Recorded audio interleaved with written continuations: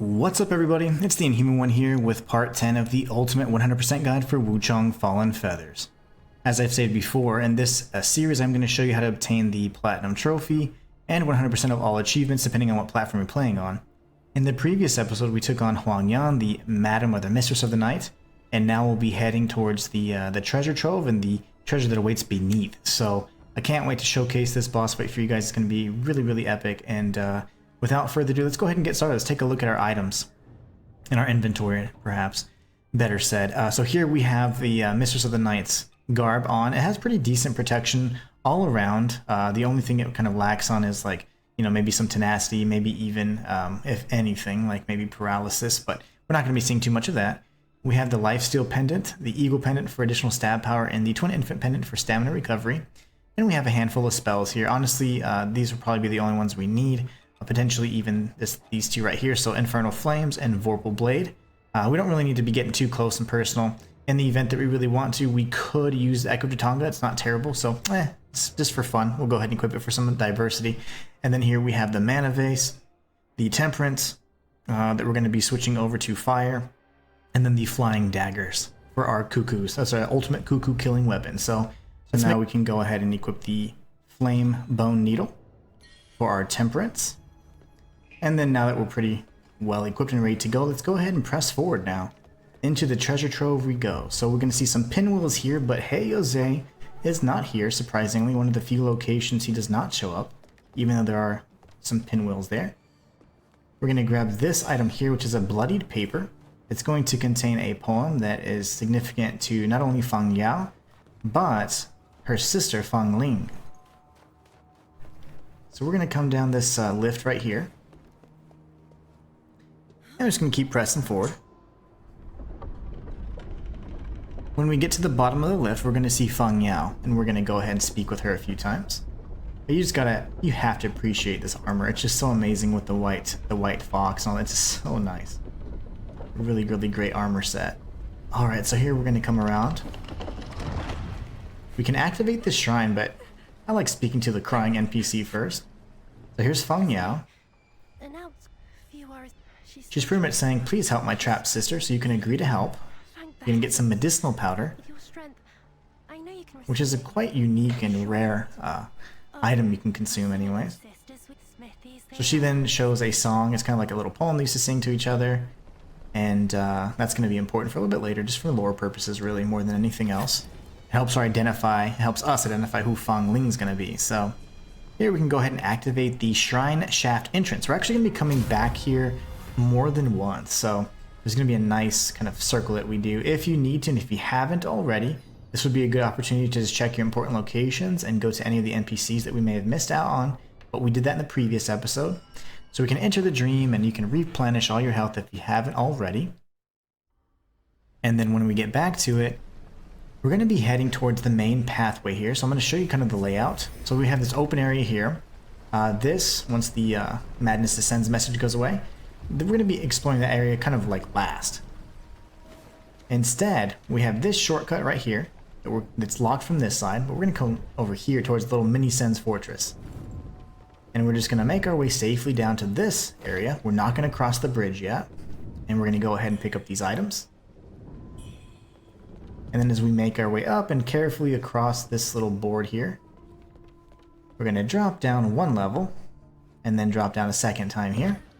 You can see that down below there's another kind of mini Sen's fortress, but that's going to be near the end of the level. We'll be going there much later. So as of 1.5, they've slowed down the spike trap significantly, so it's always opposite. So right there is outside, now it's inside. Now it's outside, right? And then you go so on and so forth. But we're fast enough that we can pretty much bypass the one, so let's just wait for the outside real quick, and then we can carefully just move across here. Make a sharp left. We're going to take out this coffin enemy. Before this guy even notices what's going on, we're going to get our hits on him, take him out as well. And then there's one more enemy, going to be tucked around this corner right here. We're going to rush and get our 2 hits in, weapon ability, he's dead. Now we can go ahead and grab the item that's off in the corner.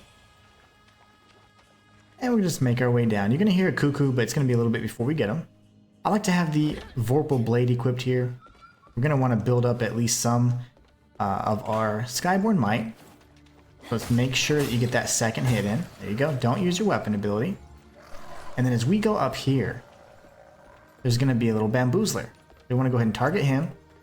Use our spell. Strafe to the side just in case the big guy wants to shoot us. And then we can switch to our Temperance if we like. I like to actually use it here. This enemy's pretty weak to fire, but he's quite a jerk. So wait for him to do his projectile attack. And try and go to the side here. There you go. He has a massive combo here, so be very careful. When he raises his hand that second time, the left hand, that's when he's going to strike. That's the projectile, so we're going to go for 2 strikes there. Keep circling around. Again, very, very powerful enemy. And I'm getting my timings wrong, but when he raises that left hand for the second time, that's when you strike. There you go. Go for the weapon strike again. So again, one of the tougher enemies in this area, I would say probably the toughest. And you're going to see a handful of those. It's just getting used to that timing, and not having fought them in a while can be a little tricky. You just want to stay behind them until as they're doing their little melee flurry. And once they kind of slow things down, then you're in great shape to counter. But if you stay behind them too long and too close, they will slam down on you and create like a corrosion AoE, so be very careful. We picked up the used mortar. That's going to be an item for Wukong. And here we have like infinitely spawning exploders. So we'll just remember to use our iframes when we can. Get a little bit of Skyborn Might here because we have a little scuffle down below. And what you want to do is, if you can, avoid these pots, because those pots are the green variant that explode and have little things follow you. It's no fun. Alright, so with these enemies out of the way, these pots, if you break them, there's like a green orb that'll follow you and it causes blight. So you want to avoid that. So now we can safely open up this chest here. And then we're going to get the Forgotten Remembrance for our mana vase. We're going to open up this shortcut door. So just so you know, this was the shrine up ahead, and that's the Mini Sen's Fortress. So we'll be coming back around here, actually. And now what we're going to do is, now that we're on the main path, we actually are going to cross it. So just be careful, because we do have a little guy here. Not too big a deal, though. We can pick up the item he was guarding. Get the breaking flying daggers. And then if this enemy is placed in a good spot, like so, come here. We can use the trap to try and hurt her. There you go. That does a lot of the damage for us. If you have to fight this enemy, she's got quite a few melee strikes. Let her do her 4 or 5 strikes. And then you get a backstab. And then the obliteration. Or you can really just kite her and bait her to this trap here. She loves moving out of the way at the last moment, so if she's straight on, you can always tag this and then jump off to the side. If she's in that line for that entire area, she will die in 1 hit, so not bad. We're going to go down here, and I want you to note that there's 2 boulders that fall, which is pretty odd, right? There's boulder number 1 that's taken out some of the servant ladies there, and then boulder number 2. Only 2 drop. So what's going to happen is we are going to take note of that for later. It's going to be pretty important later on. Alright, so we want to watch for the big back off in the distance. We're going to grab these items while we can, and I just want to show you that we will be dropping down here later on. It's safe to drop down now. We want to get the big back's attention, but if he's taking too long, we can go ahead and attack her first. Her next. And then don't go any further because there's a jar mimic in here, so we want to go ahead and aggro the big back. And we can use any number of spells. The fire spells are much more effective naturally because they cause that burn buildup that we like so much. If you aren't comfortable fighting this enemy, you can also similarly use the axe or another burn spell if you want. Again, this is going to do tons of damage to him. He's just favoring that range technique for some reason, which I'm trying to be safe here because we do have one of these servants as well, which can cause a little bit of an issue if we're fighting both of them at the same time. So go for the backstab like usual. Go for the obliteration, and then we're going to punish. There you go. So now we get a lot of our health back. We're good. We still have all of our, the vases that we need for this particular section. And we're going to switch to the Vorpal Blade. Going to tag this jar right there and go for the Vorpal Blade. Remember, they're pretty weak to it. There you go. Weapon ability really staggers her quite well. And then we're going to grab this item. She gives us a ton of items, including the Plume Branch, which is most notable, and the red feather material for upgrading our weapon. So now as we come in here, you're going to hear a cuckoo. Just keep an ear out for them. They're everywhere in this treasure trove area. And then we're going to come around here and there's going to be some goodies for us.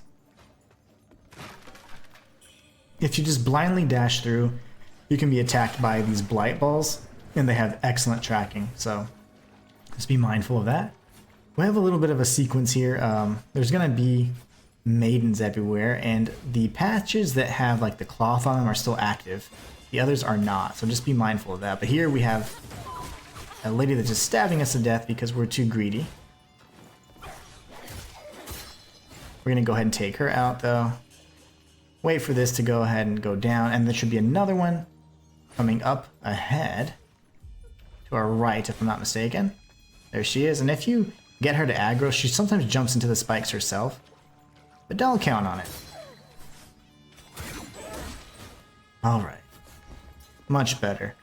So now we can go ahead and pick this up and just be careful. Like, you'll see that, yeah, I even make mistakes too, and it's just because of poor positioning. So here we have a big enemy again, the one of the, pretty much the torturers essentially. But we're going to go here, grab these two items. We're going to pass those jail cells is what they are. These are right here are jail cells. We're going to pass them up for now. And we're going to come up this staircase. Because I'm going to show you something that I didn't really take the time to point out earlier. So here we can go ahead and see if we can get the aggro. Those will be great opportunity for us to get Skyborn Money if they come through. There you go.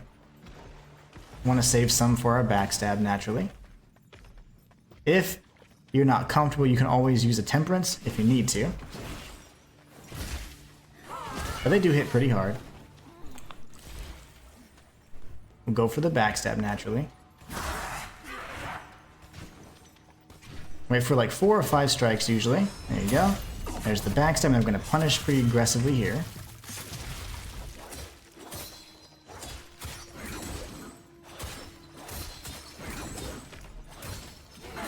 Alright. She goes into her little flurries and she can be quite a pain, so at this point in the game they're pretty scary, so just be careful, just be mindful. We're going to go ahead and grab this item, and then there's a bunch of pots here. You're going to see these steps. Just so that you know, we already came down from this path earlier. We dropped down when there was all the sploders. We killed the little imps. We opened up the chests and the shortcut as well. This is a ladder that I did not point out, and this path as well, because we already came down and around. If you drop down here, you appear in a really, pretty much a bad spot that's going to be surrounded by not only those big jailers and also the servants everywhere. So there's no need to ever come down there. And we're pretty much retracing our steps anyways and clearing it out in a way that's going to allow us to ensure we get every item possible. So we're in good shape here.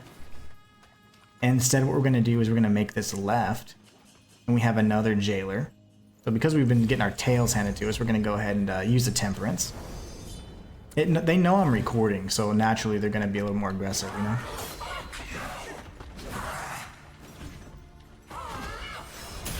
Go for the backstab. Burn's going to be incredibly effective against them if you have it on any capacity in your weapon, and then she's dead in the one sequence versus the multiple sequence we had to do previously. So we're going to clear out this right cell first. Be careful because of course there's going to be crazy ladies. We're going to take this one out, and then now she's pissed. Watch for the lunge. She usually goes for it. There you go. That way we can go ahead and just clear it out. She's gone as well. She doesn't have any items for us in here, but there's going to be plenty in the other cells. Now we're going to go left. We have her. And then we'll aggro this one, which once she begins her little lunge, we can dash to the side or dash straight through her, really.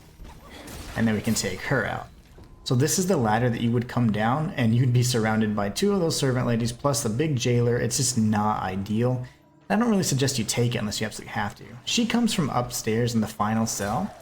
To the right side, but we'll obviously deal with her the same way we've been dealing with our friends. She would have come from here. But she aggroes once you start kind of approaching that last cell that's right there that we went down where the ladder's at. So now we're going to come around this way. And we're going to make a sharp right. We're going to open up this chest and get a benediction here. Alright. And this is the Poise Force Benediction. has some synergies with breaking poise and all that, the poise temperance, all that good stuff. There's going to be a cuckoo on this bridge. Go ahead and take him out. And then you still want to stick with your lashing whip here. This enemy is going to be quite susceptible to fire, so you can actually, if you have Skyborn Might, burn him up. He has some crazy range, so just be careful. He's a 4-hit combo, so if you don't have the Skyborn Might, just bait the strikes, get the Skyborn Might, and then do a backstab after 4 to 5 strikes that he likes to do. And then we're going to make our way down here. He killed one of those spider things that we absolutely hate, so that's one less we have to deal with, right? We'll be opening up this shortcut much, much later, so for now we don't need to worry about it. But instead, there's 2 enemies here, so you can aggro them however you like. I mean, if you have the Vorpal Blade, you can just aggro one. Both are going to come at the same time, though, so it doesn't really matter. So once they break the vases, we can use that for Skyborn Might. We'll go through them. There you go. We can just go back here through it again. There you go. Now we have some burn here, some infernal flames we can use. There you go. And you can keep playing it safe like this. The first one will die, and then we can just have a one-on-one fight. If you want, you can also use your Niter Pots. Not entirely necessary, but not bad either. But I'm going to go ahead and go for the melee here so you can see what that looks like. After that 4-hit combo, you have a huge backstab window. So you can go for that backstab and obliteration.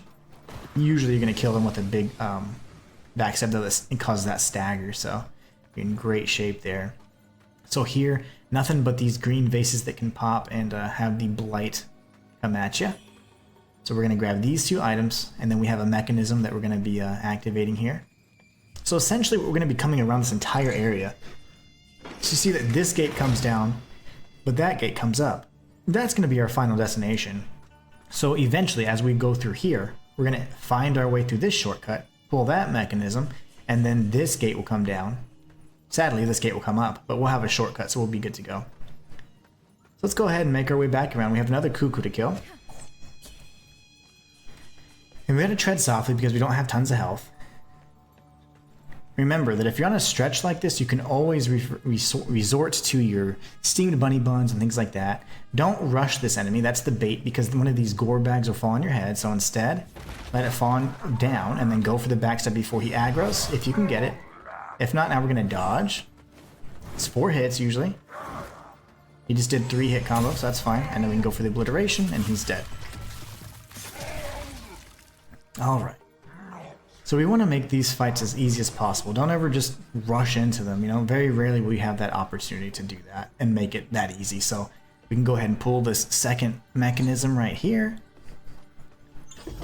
Open up this door, and then we're going to make our way down. So essentially we've just kind of made our way through some of these like areas where the experimented people are, oh god, rats, are, you know, pretty much using their new abilities. So they've been grafting limbs onto people. This is just a dead end. You do want to get that crystallized red mercury. For the life of me, I thought this was something. I tried doing explosions and breaking through. This is absolutely nothing at all. So I have no clue why it's built that way, but good job on the devs for making me think it was something more important. So in the previous episode, I let you know that had we told Glut to go see his master is actually somebody known as the Mad Doctor, who does research on people and grafting limbs and things like that. So he is incredibly twisted, and if you would have told Glut to find his master, he would be on that altar, of course deceased, and then we'd have a unique fight with the Mad Doctor himself. You would then get his garb, but there's another way to get his garb, and because we obtained the used mortar before we fought that first little spider creature that uses corruption, we are going to have a way to purchase it. So in this game, there's plenty of things that take place that the devs have created for quality of life that ensure you don't have to farm enemies. As long as you're thorough in your search, you can always give Wukong the necessary items that can allow you to purchase them instead. So instead of going down the steps, you want to go over here.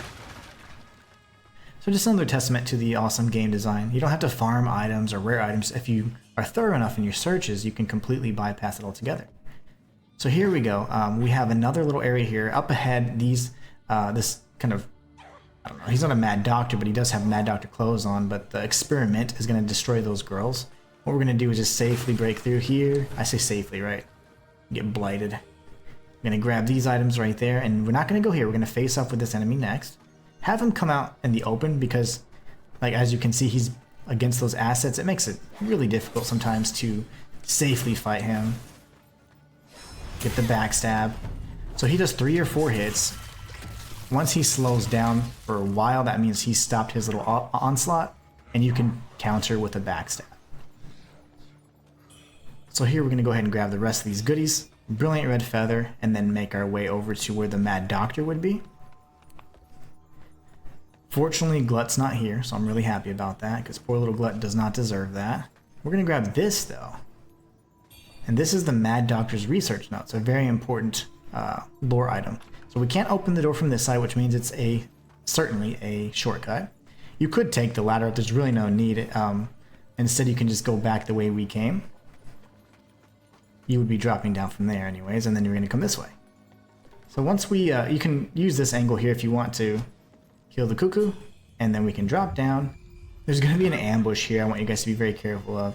It's one of the servants, and she is going to rush us. So you'll see she's coming from that cave there. So just be very mindful of what's ahead, and she'll start running. You want to make sure you dash forward, so dash forward to dodge, and then go for the kill. There you have it. We're going to make our way up, and again, very, very rough encounter in my opinion. You could, if you want, use your fire temperance here, because again we have one of these, I guess a different variant of the big back in my opinion. If it's going for the projectile type, we can go ahead and rush back here. It has a huge onslaught, so dash to the side. There you go, and then go for the big attack here. If you want, you can continue for the burn. Watch for the projectile, that's perfectly fine. And if you really want, you could bait the projectile repeatedly and then just get enough Skyborn Might to spam your spells. And we can actually showcase how that works. So there you go. If you dodge back, you have enough iframes that it won't hurt you. And that fire should take him out, so if you're impatient like I am, you can go for that second strike to not only gain Skyborn Might, but also massive range. And then the big back variant is now dead. So before you rush to this lever and this mechanism, just come this way to the right first. And always be careful of just swinging madly, because sometimes if you swing, some pots will explode. So these are fine. Sometimes the green ones can explode, and the red pots will always explode. So circle around these, grab the health pill, and then we're going to make our way up this ladder. This ladder is going to lead to the other side of the shortcut, where Glut would be had we made the other choice and sent him to his master. His master is the tailor, who his secret identity is, of course, the Mad Doctor. So there you go. We'll never use this, but for the sake of completion, right? The things we do. Now we're going to make our way over here, pull this mechanism, and get ready for some more fun. Alright, so here we have a book. Go ahead and read the book. Don't go any further than that. Danger up ahead. Seems like sound advice, right? Make sure you have the lashing whip for the range, so you can take out the 2 enemies and the one enemy and the one ore, the despair ore at once. Once that other orb comes down, do the same thing here. Dodge when the arms cross and you'll be able to get the iframes. Wait for the other Indiana Jones ball, and then come up and around this way and go up this ladder here.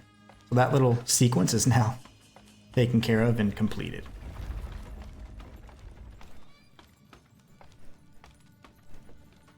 Alright, so now we can grab this item. The Crimson Pendant. This pendant increases your weapon's feathering damage, so if it scales with feathering, this is a great way to further increase the damage. We can open up the shortcut. And then as you can see, since we pulled this lever, that raised that gate, but then it lowered this gate for us. So now we just have these little sploders here. Wait for them to cross their arms so we can get the iframes on them. Pick up this little item while this one's waiting. There you go. And we do have this enemy, but you want to be very careful because there's going to be a coffin enemy to the right of us. So you can try and, if you want, get the aggro. It's perfectly fine. We'll get some Skyborn Might from this. Or Blight, either way. Alright. So now what we can do is wait for the coffin to come. So just get the aggro. He'll start following us pretty aggressively. Wait for him to come. We don't want to go out towards him because there's other coffins that can shoot us, so let's just wait till he's out here, circle behind, and then we're going to go for our attacks right here. Lovely. Now we can grab this item carefully on the ledge. And then what we want to do is, if you want, you can switch to some fire bombs. Fire pots, I should say. And while you're here, though, make sure you get as much Skyborn Might as you can. So if you can use a spell versus a pot, it's even better. So if not, that's fine. We can go to our pots and use that instead. There you go. Wait for the burn to do its work. It's got 3 ticks at the very least. And so he's dead. And now we have this one right here. So we're going to go ahead and throw some fire pots at him as well. And 3 should do the trick. And then we do have another down below, but before we go crazy, let's go ahead and use our dagger to take out that noisy cuckoo. And there's nothing else up here. When we drop down, there's going to be a coffin right around here behind us, so we want to make sure we get behind him pretty quickly. You can drop down or you can go down the ladder. There's really no need to just drop down, though. He's not going to aggro so fast that you're just in trouble. Okay, or not. He normally doesn't do that. He knows I'm recording.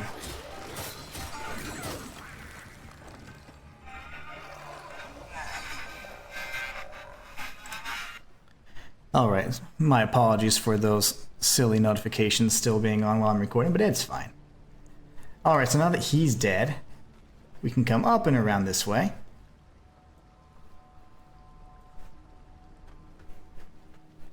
And we're going to grab all these goodies first. There's going to be one more coffin enemy right here, but just so that you know, this is the ladder we came down. This is the enemy that we just defeated. There's going to be one more coffin up here, and then we have a ladder we're going to be climbing up here for another shortcut. But let's just be very careful. Remember that if you swing around these pots, if you don't want to deal with them, break them now. Break them early. That way you get the Skyborn Might if you want anyways. And then he will drop down, so just aggro him. You can do a spell if you want, just to kind of stun him for a second. Alright, now he's dead. And now we can come up this ladder. This ladder is kind of a shortcut ladder, but hopefully you won't need it. You only really need it if you end up dying here and just need to backtrack. So we're going to go up this ladder as well.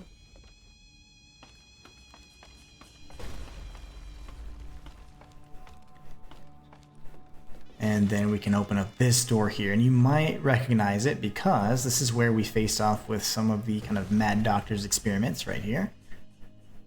So it might look a little familiar to you. You can drop down safely. And we can come down this ladder. We're going to make our way back towards this area now. So here we'll be speaking with an old friend, Hey Jose. So we can chat with him really quickly. There's something peculiar about this shaft. And he says there's something peculiar about my shaft. Have you found any clues? We're going to show the Mad Doctor's research notes. See, there's more to this. I don't understand. And then we're also going to show research journal scrap number 1. Although the notes are so we should return. So he's now talking about returning to the Bai Mansion, recreating a relic, and the potential resurrection. That is, of course, kind of what we're trying to do. We're trying to save our sister Bai Yu and resurrect her. And what we're going to be doing is we're going to be making a right after we cross the bridge so we can activate the second shrine right here. So you want to make sure we rest so we can re-up everything. We don't really need our fire pots anymore. There could be some use for them, but we really don't need to have them. It's up to you. There's some instances where honestly you can just get some bonus damage if you throw a lucky pot, but largely it's not going to be too necessary. Alright, so we're just going to keep going for some stats here. Let's see. You know, instead of Clash, I'd much rather have Skyborn Might. Just so much more effective in my opinion. So now we're good there. We've got plenty of levels there that we've just applied. We're going to enter the dream, and then we're going to have some opportunities to do some chatting with some folks. That's precisely what we're going to do. Alright, this is the shrine called the Bride's Boudoir, and what we want to do is you want to go ahead and see where we can teleport to. And if you go to your important location here at the Reverend Temple, Chuan Yangxi is going to be quite interested in the Mad Doctor's research notes that we just picked up, the ones that we shared with He Yozhe as well. And remember that, just so you know, I'm just kind of weird about this, but if you just teleport to another location, that counts as a rest. It counts as entering the dream, so it's not needed to necessarily rest and then go again. So just so that you know, sometimes when I enter the dream and then teleport, that's just a little inefficient. You don't have to do it that way, but you can just teleport. Alright, so we're going to speak with him and show the Mad Doctor's research notes. He gets a little too excited about the prospect of resurrection through use of red mercury and also the relic, so quite bizarre, but we're going to go ahead and take the special pills and be on our way. Very strange encounter though. He's getting increasingly more fixated on the experiment rather than the cure, it seems. So now we're going to go to Snowy Passage. When we go to Snowy Passage, we can speak with Wukong and give him the used mortar. This will allow us to obtain and purchase the Mad Doctor's garb. This is not necessary, and none of the sets are actually, armor sets in particular, are necessary for an achievement, but they are necessary for the ultimate fashion souls. So here we get the Snowfall Palace garb, which to me is the Torturers, and then you also get the Mad Doctor set, which is pretty cool. I mean, it's just a lot of neat sets you can put together. So now that we're good with that, we've teleported here and there. We're going to go back to the boudoir, and there's two icons there. You see that there's two individuals that we can speak with. All right. So we're going to get ready to do Sen's Fortress 2.0. This is the red area that we were talking about earlier. So just so you know, we came from the other side, activated the shrine. Now we're going to go ahead and take out this enemy, or these enemies I should say. There you go. Naturally we're going to break all the blight balls because why not? We like the challenge, right? And so now that those two enemies are taken out, we can make our way up and around these steps, but I do want you to note that we're going to come from here in just a few moments. We're going to take a little secret path, if you will. So there's another Sen's Fortress area here. And what we're going to do is we're going to drop down, plunge attack this fool, weapon ability this fool, and then we can grab this item here. We got blighted because why not? We can take out this enemy while we're waiting. And then while the blight dissipates, what we can do is we can still kill a handful more enemies so we can get a little bit of health, but there's that one right there that's laying down. So now that the blight's gone, before we just heal, we'll see if we even need to. We're going to use our lifesteal pendant to the max if possible. So we're going to go up this ladder. The reason why we got blight, by the way, is because one of the little bugs happened to pull off his attack before he died. So naturally we got blighted, but normally they don't actually do that. It's fine. So here we can circle around. We're going to take out this guy. Pick up this item right here. And we're going to take out this brother as well. So we got some health back. We didn't get as much as I would have liked, but that works. I mean, it's good enough. Better than nothing. We get the combo Vigor Benediction. And then we can drop down here. This is right where we started, right? So we're in pretty good shape now. I'm going to go ahead and heal because we do have a tough encounter ahead. What you want to do is make sure you have your Fire Temperance, which we've had for a period of time already. And we are going to apply that once we get to the other side of this, or close enough anyways. So here we go. We're going to apply, wait for these to pass by, make sure we have our health on, and go for the backstab here. Punish, and then obliterate. Watch for the big enemy coming to the left. And there she is. So we're going to grab this because we're greedy. We're going to go for some fire because why not? Watch for her strikes here. Waiting for strike number 4 and go for the backstab. Go for the backstab again. Keep going for that backstab until we die.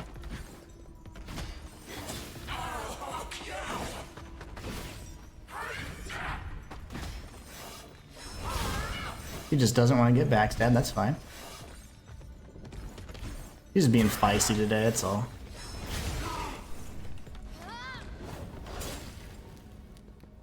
She's just being feisty. She knows I'm recording too, so. There you go. Now she's dead. So what I do want to note is that, remember I told you earlier that there is a, we're going to go down this pathway and land on some boulders? Well, those boulders are going to lead to this room right here. It cannot be opened from this side, so that's the only way we can actually obtain the secret inside. So we will be opening that in due time. And just so that you know, if you happen to die or whatever, I was not able to think on my feet and actually apply the mana base upgrades that we picked up. So if you're at that shrine, the shrine of the boudoir, you can easily go back and upgrade your vase if you need to. So here we're gonna have some tough encounters as per usual. There's a few of those elite kind of shrine maidens here in just a moment. Nothing behind here, believe it or not, but guess what? We do see a familiar face. It's Honglan. So we're gonna speak with Honglan here. It looks like she's been captured actually. We're gonna deliver the news of the madam's death. She then says to deal with the guards outside so we can obtain a key. So what we're going to do is just that. We're going to kill this cuckoo first though, because we won't take orders from anybody. So once you take out the cuckoo, you're going to want to switch over to your flying daggers. If you have enough Skyborn Might, you can go ahead and spam it so you can take out this enemy. If not, just use flying daggers to aggro, and then that will go ahead and aggro the next and more dangerous enemy, which is the kind of the elite shrine maiden here. So you can go ahead and buff again if you need to. There she. I don't know why she's not paying attention. There you go. Lovely. If you do counter her attack, she will have this weird little like counter to your counter, which is great.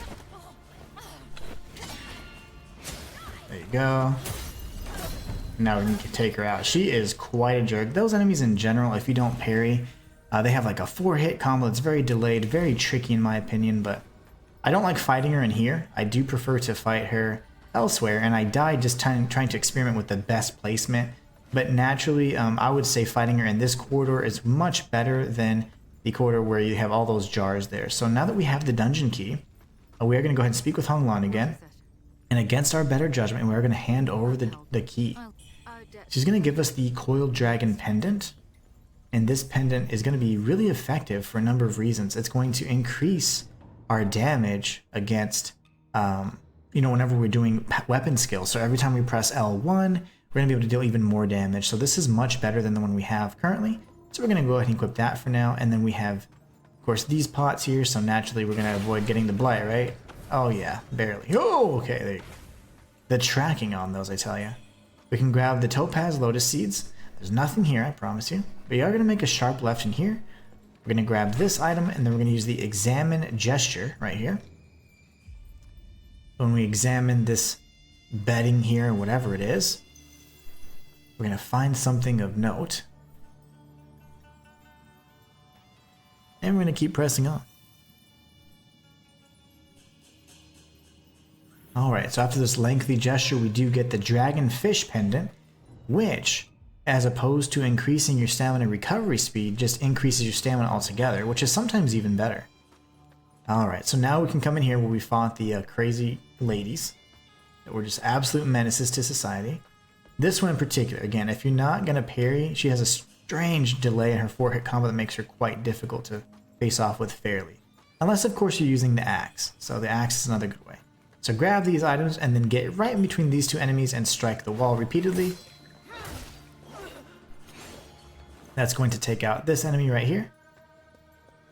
And then we can circle around. So yeah, the axe might be a better bet, but then she also can get iframes on you by spinning around. So she's just a menace, unfortunately. Nothing here to the left. Instead, what we're going to do is we're going to speak to the storyteller. He's going to give us a bamboo shoot. Ask what lies ahead. And now we can get the bamboo shoot. We're going to pick this up, and then we're going to take the lift up. This is important because we've just cleared out the area with the female servant and that giant snowfall guard or jailer that I always call the torturers. So before you do anything else, you want to make sure you circle back around and do this right here on screen, because otherwise you will forget. So we're going to come up the lift. And don't tag the shrine, because that's going to respawn the enemies. Instead, you're going to make your left turn here. You can take out these guys if we've tagged the shrine, it's perfectly fine, but remember, this is going to be much easier, much simpler than taking the maiden and stuff out again, because they're quite trolly. So we'll go ahead and kill her. There you go. There you go. And we can take out these fools. Get stabbed in the face for doing all that work. There you go. Just like I planned.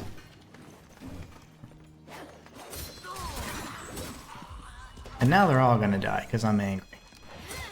Lovely. Okay, so now that we've avenged ourselves and redeemed the small semblance of dignity we have left, we got boulder number 1, and then boulder number 2. Don't worry about the items or anything, nothing crazy. Just pass the big bag as well. All we're gonna do is drop down here, and then we can finally safely grab the contents of this chest. We get the Lost Remains, which is going to enhance our potency of the mana vase, and now we can go here safely. If you do it any other time, you're going to have to run back through here, and it's very likely you're going to get, panic and get hit by these things, and honestly, the AI is smart enough to get through those pillars. They've done it many times. And then you'd have 2 sisters here, so don't do that unless you absolutely have to. And then all we're going to do is teleport back to the shaft entrance. The shaft entrance is actually closer to the boss fight, so once we're there, we're in great shape, and we're on our way to face off with Fong Ling, which is the next boss of this area. So you want to make sure that you have a clean inventory here. Instead of the Lifesteal pendant, you may want to have the Draco Lich pendant to, get rid of any roars. And these are excellent to have as well, so. Now what we're going to do is we can take the lift back down. This lift right here. It's the lift nearest the shrine anyways. And we're going to make our way down the lift. And we're going to do our little trick where we send it right back up just in case if we die, we can have subsequent attempts much faster and the walk of shame isn't nearly as bad. And at first, this boss is much harder than she seems. It's going to be seem very difficult at first, but I'm going to show you a tried and true method that makes it a little more easy to digest. So here we have another kind of little poem here and an enemy over there, but there's actually no way to get across the other side, so it is a trap. The bridge will collapse. So what you can do is, if you want, you can read this, and then you say, oh, okay, that's the poem, right? So now we know that Fong Ling's nearby. But if you continue across the bridge, it's going to fall down.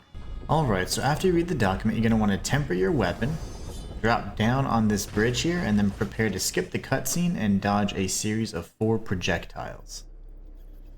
So I typically lock on, and then I press circle, then forward and circle, circle, then forward and circle, so we can get the max amount of Skyborn Might. Keep dodging to the feathering arm that she has, so to our right. And we're going to try and find the proper openings here. So here we have 1, 2, 3, and then dodge. Watch the lasers again. We don't want her against the wall. We want her out in the open. So here we're going to go ahead and go for the backstab attempt. That's usually an excellent opportunity, but somehow we missed it.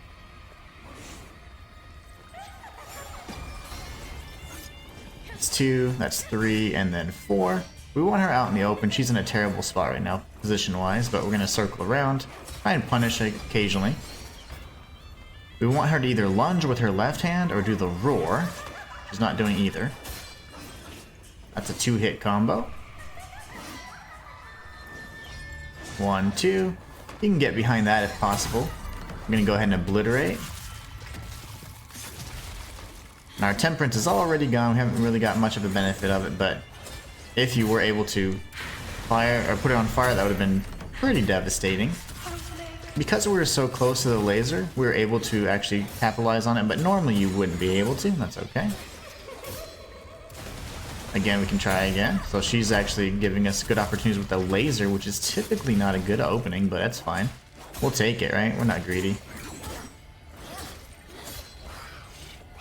There you go. 1, 2, 3, and then dash away. Wait for an opening. Watch for the projectile. 1, 2, 3, and then dash away. We can go for the second hit of the longsword there for some damage, and then we have a phase 2, surprise, surprise.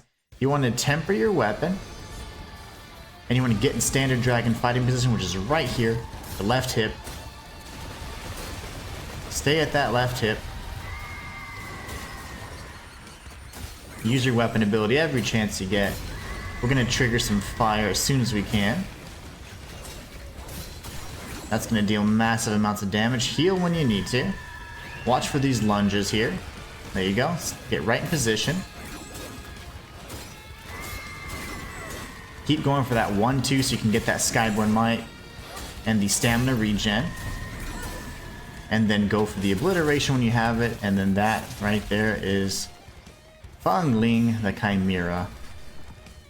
So hopefully that shows you an excellent way to kind of maximize and optimize this fight here. It can be quite difficult, but there's several openings you can really just take advantage of. So we got the Shu Silk Fan for Tao Ching. We got the Jade Ancient Chisel.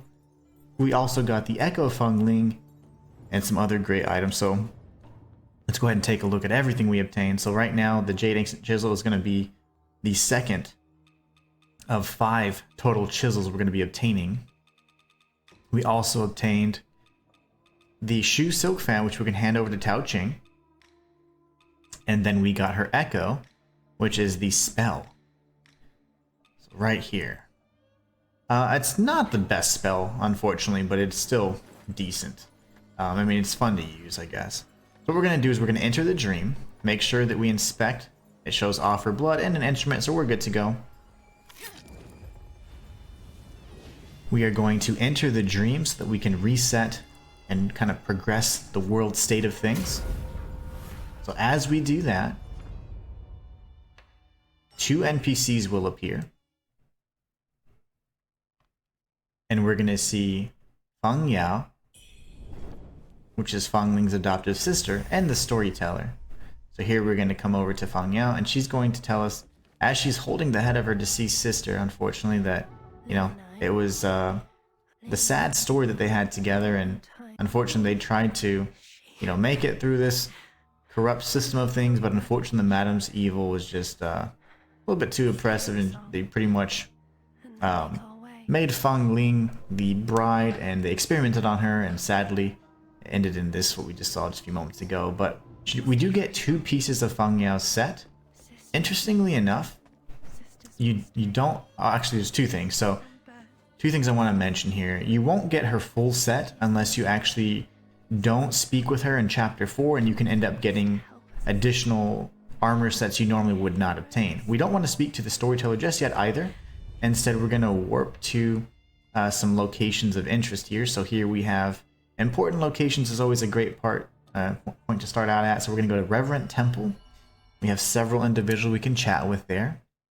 But just so that you know, more often than not, you are going to have a few instances where, you know, we're going to have to continue and go with the happy outcome of the quest line so we can obtain the max amount of rewards. And then the second playthroughs, you can usually, I'll always explain the alternate outcomes and how to get anything else that we may be missing. So from this point forward, you can see that the boy isn't doing too well. We're going to actually go to this side.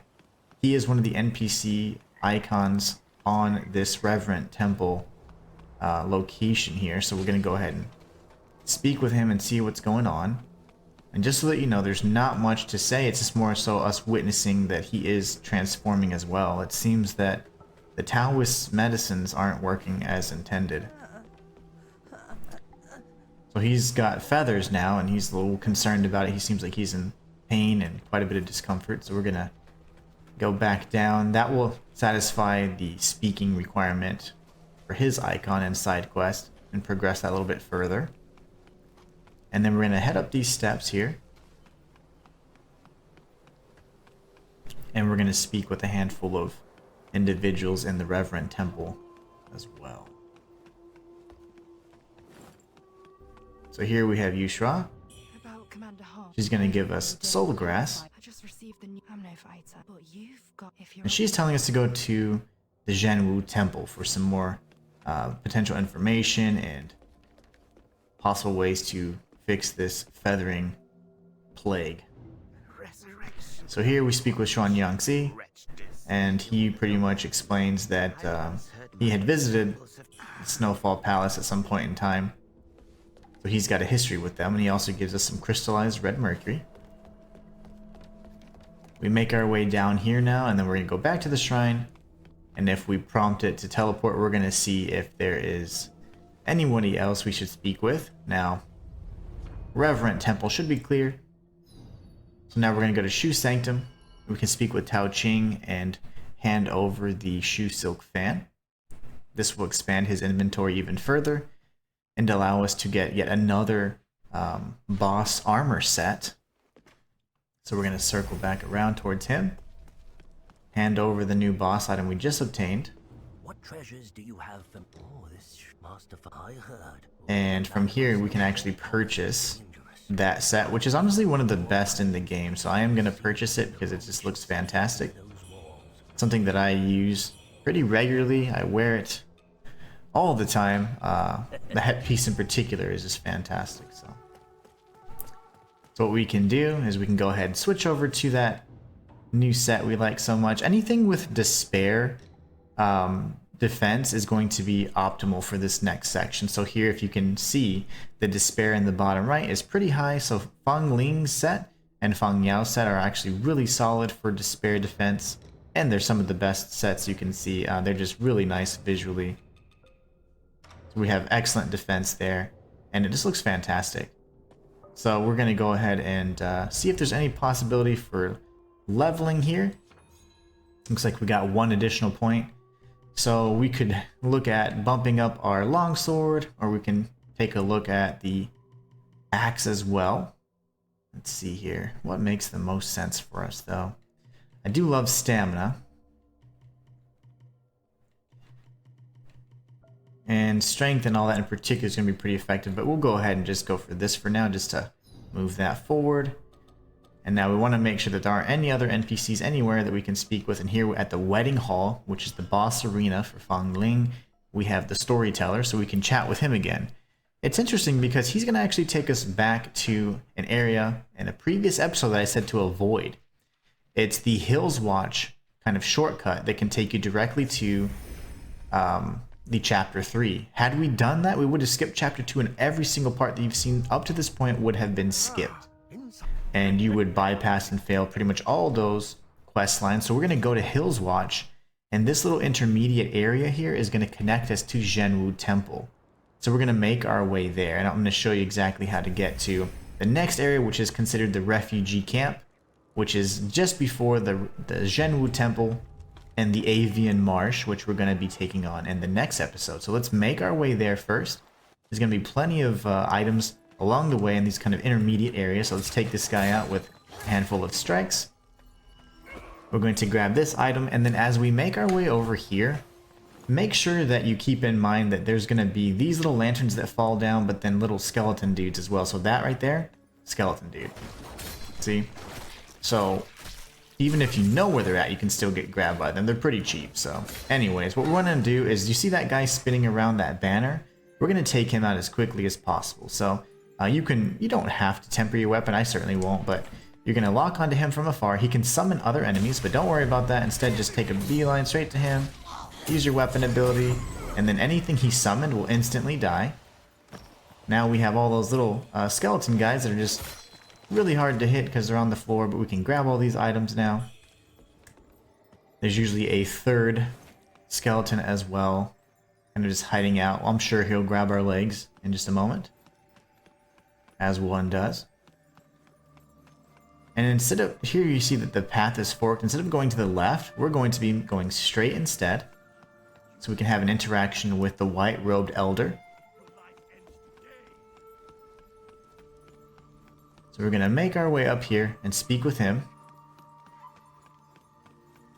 Pick up all these items along the way. We get another brilliant red feather for leveling purposes. Flawless red mercury, and then we hear that the white-robed elder has been tracking down a monster, and we're going to see maybe hopefully in the near future what that monster is. So we can go ahead and see that there's legend of a white general, or a general in white. Seems interesting, right? How ironic that it's right next to him. We're going to go ahead and retrace our steps and go back down. Now we can circle to the right and explore that other pathway, the second pathway in that forked road up ahead. Here we go. And then as we make our way over here, we're going to be facing off with some weaker enemies and then eventually a new enemy type that we've only seen once before, but it was in a weakened state, so it's really easy to take out. It's called an Avian Elite. And those enemies are quite tough, so I'm going to show you how to take them out. They are, of course, incredibly susceptible to fire, so we're going to use that to our advantage, of course. So switch over to your Temperance, go ahead and activate it, and then to your left there's going to be an Avian enemy. Do not rush this enemy because they can shoot talismans that corrupt you in one shot. Wait for him to come towards us, and then wait for any kind of flurry he's got. There you go. And go for the backstab if you can get it. If not, that's fine. Try again. There you go. Go for the backstab if you can get it. Don't linger too far behind his back. And then that should take him out, so easy peasy. Otherwise, it's a tough fight. He has a lot of, his combos are at least 5 to 6 hits long. He's got some projectiles that can cause corruption, and if, you get staggered or stun-locked by them, they can kill you instantly, so he's got a lot of moves. He can also strike with his wings, so you want him to lunge so that he does not go for that talisman maneuver, because if he lingers too far behind his back, he will certainly launch that attack, and it's no fun. So here we're going to go ahead and take out this enemy, and then we're going to go down and grab that item that's waiting for us. I'm going to grab this here, and we're going to come up this ladder, and we're going to approach an ancient battlefield before long. And this area, although it seems like it's a big sprawling area, it's actually quite small. It's deceptively small. Let's go ahead and take these guys out. Weapon ability will help us with all of that. And in the event that we haven't already, let's go ahead and switch back from this Draco Lich pendant to the Lifesteal pendant. Always make it a point that when you're changing your gear or preparing, when you're at a shrine, to go ahead and consider what your loadout is. And sometimes even I forget, especially when I'm doing these guides, because I'm thinking about so many other things that I have to make sure I include in the order in which I want to show them to you. So sometimes even I forget, but try to be better than me. So here we go. We're going to go ahead and get this crystallized red mercury. We're going to come down here, and just so that you know, to kind of put the level together for you, that's the ladder that we came down after we just broke the crates, and we got teleported right in front of that area from the storytellers to Hill's Watch. So it's all coming together now, right? So here, this is the ancient battlefield. I'm going to kind of point out a few of these kind of points of interest for you. So we can certainly go ahead and level, and if we have any or sufficient red mercury, we can enter the dream so we can replenish any health that we may have used, especially in the fight against the Avian. And then what we're going to do is we're going to take a look at a few things. So here we're in Mount Zhenwu essentially. This is the Battlefield Pass area, and this enemy right here, you're going to have lots of these little Lotus sorcerers that summon those purple kind of undead enemies that are pretty much never ending. So we have to end that threat before we can safely explore this area. So what we're going to do is we're just going to beeline straight to him, make a left, and completely ignore that open battlefield area. We're going to ignore these items as well, and we're going to grab this. We're going to then wait for the Sploder to make his grand entrance here. Watch for him to cross his arms. So we're going to get the iframes, and we're going to grab this item that he was protecting so vehemently. Some purple camellia. You hear a cuckoo in the distance. We'll be dealing with that before long. But we're going to come up these steps, and we're going to attack the Lotus Sorcerer. And that way, we can completely explore freely without any worry at all. So those purple enemies are what he summons, and they summon non-stop. So let's go ahead and grab a new spell. This is the Lotus Soul Flame spell. We're going to grab this item right here. And just so you know, he was overlooking the rampart wall where all that battlefield is. So we're going to be collecting all those goodies in just a moment. But before we go back downstairs, we're actually going to go down a different pathway. We're going to go this way instead. And we're going to be dropping down these, like, set of scaffolding here. You might see that there's another Lotus Sorcerer off in the distance. We'll be dealing with him in due time. But instead, just focus on this first task at hand, and we're going to grab this item, which was just above us when we were coming through. And then now we're going to search the battlefield and take out any enemies that are lingering.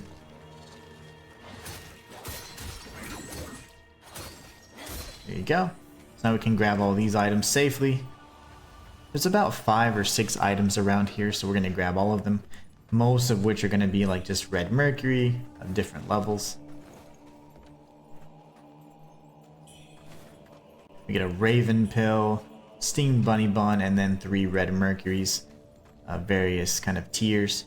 We have a cave here, and then obviously we're gonna, which is a dead end. We can't do anything else here. So we are going to come back around towards this pathway, and then we're going to deal with that other sorcerer. So this one's a little bit more tricky. Avoid this item for now, there's no need to grab it. Instead, just beeline straight to this little torch here. There's going to be a cave. And inside this cave, you're going to start seeing some of these people get summoned. Strike them, they die pretty easy, so it's usually about 2 hits, especially at this point if you've leveled with me. That's okay, we got hit pretty hard there. No worries. What we're going to do is heal just for safety. We're going to rush up this hill right here. We're going to dodge through these blight barrels. Dodge again. And then if we can, we'll go for some powerful strikes here to take out this Lotus Sorcerer. Now that he's been dealt with, what we can do is a few things. So we're going to come back and grab this, which is the item that was in our way. We're going to also go back down this pathway and turn hard left. And I'm going to show you why, because here there's another sorcerer. So at this point in time, this one will be very difficult to deal with, but I strongly suggest equipping 2 of your favorite types of daggers. So you can go with like a poison dagger or even a fire dagger. The fire pots just aren't going to reach. So what you want to do is get up close and then start throwing your daggers. And throw them pretty quickly so you can get that build up. And once it triggers, just wait patiently. Or, if you're not patient like I am, you can just switch to the other dagger and work on another status effect. He's been staggered. Sadly, I missed multiple times because aim, you know. I'm not quite the aimbot hacker I used to be. And it's perfectly fine. This is just us killing him as quickly as possible. And now he's dead. So that would have been a quite difficult encounter because you have enemies pursuing you from multiple angles, but we're just completely getting rid of that entire sequence. So we grabbed the item that was there, we took out the big threat up ahead that's going to help us proactively in just a moment. So now we can go ahead and grab the rest of the items. Remember, if you missed this item that was right here by the barrels, we're going to get on the rooftop and grab this right here. And before we just drop off, we're actually going to be lining ourselves up with this little coffin, and you can see an enemy down here. Lock on to him, get your obliteration. And then we're going to pick up a unique variant of the steamed bunny bun called a bloodied steamed bunny bun. This is something that I want to mention, and also something I hope they change in the near future. But unfortunately, these items, even if they're unique and may be used for side quests, they're just lumped in together with your other consumables. So here we have the steamed bunny bun and now a bloodied variant of it that we need for a side quest. So I wish there was some different either coloration to it when we're picking it up, like gold to indicate it's a quest item, or it was maybe under valuables instead, and if we chose to use it, that we could use it, you know. I don't know, that's something that I just want to advise you against and caution you against, because it's so easy to accidentally use that if you use steam bunny buns. So we're going to grab this item right here, and then remember the item we skipped so we could beeline the sorcerer. We're going to grab that really quickly, which is just right here. If we were to go this way, that's the staircase we took to kill the other sorcerer. So, alright, so we've cleared out most of the threats. We have a cuckoo up ahead. So now we can get our regular flying daggers. That's why I didn't want to use those. Take out the cuckoo. And then you have this area here on the other side where's the exploder. But we have this cave, which is no longer necessary to take. And I'll show you why in just a moment. Instead, we're going to come here and casually just take this enemy out. Pick up the item that he was guarding from the enemy he was eating. And then now we can just take a nice, safe stroll in this area. Before, had we not taken out that despair sorcerer, we'd be accosted by numerous purple phantom enemies or undead soldiers, and then we'd have to get a backstab here and manage our mind lotus seeds because our despair levels are coming up, so it's just an absolute mess. So instead, we killed this enemy proactively, and we don't have to go out this cave because this is the cave that you would eventually be able to then come down, and then you'd be like, oh my gosh, I can't reach this enemy here, which is the despair sorcerer. And if you start attacking him from this angle, you would be first off, it's very hard to throw throwables because he's going to hit this more often than not, and you're going to be racking up despair. So we just avoided all of that madness. So we're going to go ahead and pick up this item, and we can go outside on this scaffolding, and we're going to open up the chest so we can get a mana vase upgrade. So hopefully this guide has helped you guys, and not only just picking out the most efficient pathways, but honestly I do believe I've optimized this to the max, so you're not going to be dealing with so many of these threats and ambushes. You're essentially dealing with them so proactively that you're not even going to feel the pain that I felt on our first playthrough. So anyway, so there's going to be a cuckoo up here, up top. You can throw a dagger at him. Don't aggro the sorcerer. Instead, what we're going to do is, if you want, you can temper your weapon, grab this, and make a hard left right at this tombstone. You're going to lock onto this enemy from behind, dash, go for the backstab, and then once you get the backstab, go ahead and finish off this avian. Finish him off while he's on the floor, and then we can grab our items. We're getting lots of brilliant red feathers for leveling, which is fantastic. That means we can bring our axe up to snuff as well and have that nice and powerful. We're going to come over here, and now we're going to beeline this guy. Stay on this side because there are explosive jars, so just circle around, no worries. Alright, so that blew that up. Everybody's dead now. And we're good to go. So we can safely grab our item. We can open up this chest here. And then we get the Way Vitality Force Benediction. Make sure you read this lore item right here. And there's no need to be swinging your weapons, so don't blow yourself up. But we're going to be picking up a medicine case. The medicine case is a quest item that will we can use when we get introduced to a new NPC in the refugee camp. So we're going to grab the Emerald Lotus Seeds right here. And if you look to the left, we have our NPC friends we can chat with, and here is a ladder. So we're going to go left first, and we're going to chat with Fang Yao. Fang Yao, again, is the young girl that we gave the Shu silk scarf not too long ago, and we just killed her sister on accident. So we get the health pill ×1. She says that she met with Hey Yose, gives us some soft rush flowers, and then you start noticing that Hey Yose's mental condition is worsening a bit. He gets a little foggy memory, and he's trying his best to kind of put things together. So we get another cornucopia elixir from him, and then we can make our way back to this side and down the ladder. Here we're safe. Essentially, we just have tons of NPCs we're going to want to chat with, so we can progress their quest lines.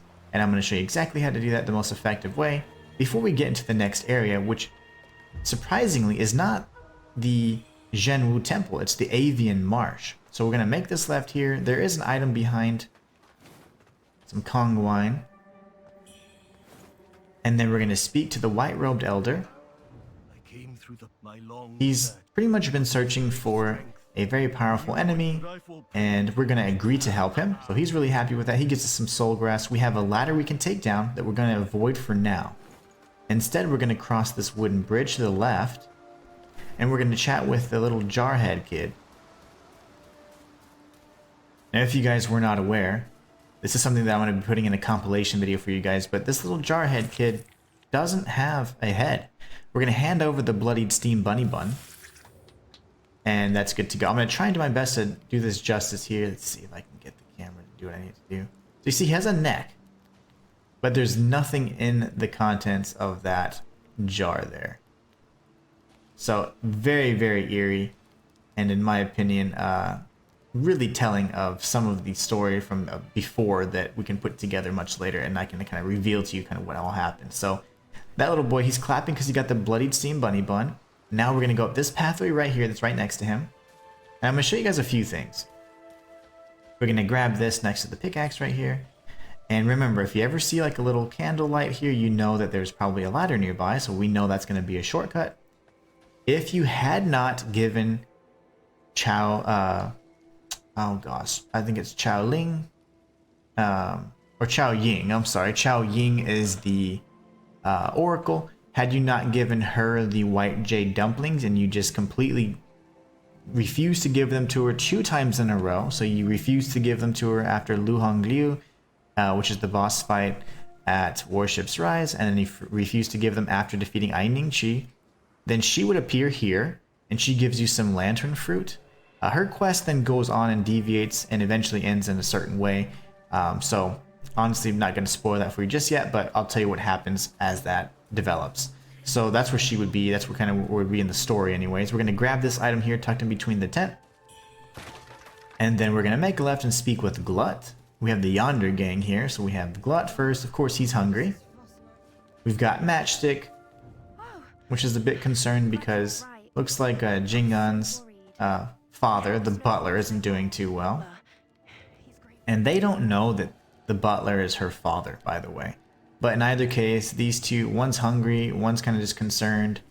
We're going to go ahead and grab this. We're going to speak with Shen Jingan.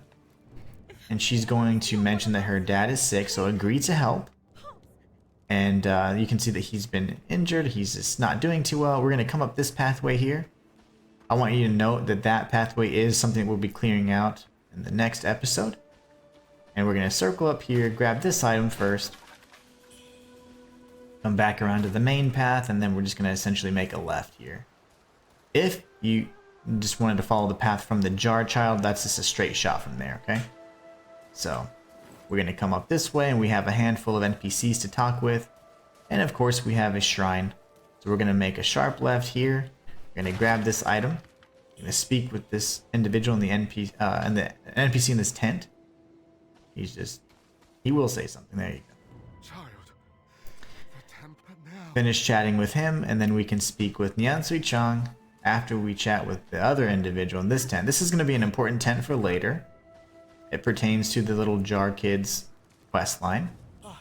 And then here we get some Emerald Lotus Seeds. He's kind of going to be a little frustrated, like what more he can do, what can he do. You can just say remain silent or nothing. Honestly, either choice doesn't have too big of an impact. Just kind of let him think about what he can do. He's in a spot where he's starting to realize that maybe he's not the hero he believed he was. We have a new NPC here that the medicine case belongs to. His name's Mago Hes. He's essentially like a Christian, like kind of, I don't know, he just come over here to like, yeah, exactly, to spread the word of the Lord and Christianity and all that stuff. So he's a missionary. That's the term I was looking for. Now he did come along with someone named Buglio, and you will be finding him in due time. So hand over the medicine case, and we can get some Arnica ointment. Stuff works great in real life. And essentially, as of patch 1.5, you no longer get the prayer gesture there, the pray gesture, but anybody that had the 1.4 and played it 1.4 and before, they have it grandfathered in on that particular file. Any subsequent files that are post 1.5 patch, you'll not get the pray gesture there. So here we can, if you want, you can enter the dream. That'll progress some quest lines. Some of these individuals are going to be, standing, moving elsewhere. That's fine.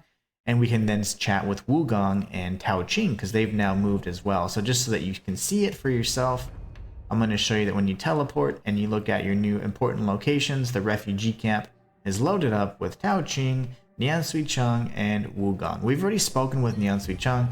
We'll be seeing him on the other side of some of these shortcuts. The donation box is also here as well if you haven't, say you missed something or you haven't picked up your goodies yet. And what we're going to be doing is speaking with Wukong, which is right here. Well, let me get. If you do find something valuable, He doesn't have anything new yet, but we have plenty of items to give him eventually so that he can expand his inventory. And then we're going to speak with Tao Jing, which is right over here. my friend, it's been a long time since we last met. And he's no longer going to be in Shu Sanctum, so now everybody's here at this new kind of hub. And so What treasures do you have for me at this point we don't have any new treasures because we just spoke to him at Shu Sanctum, so we're good to go. But I do like to speak with him here and just give him all those items. If you don't want to and you wanted to just wait and come to the refugee camp first, you could do that, and then you could end up giving him the items here. You're not going to miss out on anything. So here's a shortcut that's not opened until we get to the other side, and then we have another shortcut up there with a cuckoo that we can go ahead and take out. And then there's going to be a shortcut pretty much when we reach the end of Zhenwu Temple. So at the end of that cave, no items in there, believe it or not, but those 3 pathways are closed off. So what we're going to be doing now is actually closing out this episode in preparation for taking on the Avian Marsh. The Avian Marsh is a jungle-y type area that has really tough enemies and lots of different threats to deal with, new enemy types. And in my opinion, it's a really fun area, one of the best bosses in the game, so can't wait to see you on the other side. Be sure to click on the videos on screen to get to that episode, and I'll be there to guide you when you arrive. Thank you so much for being the best part of my channel, and until next time, it's the Inhuman One signing out.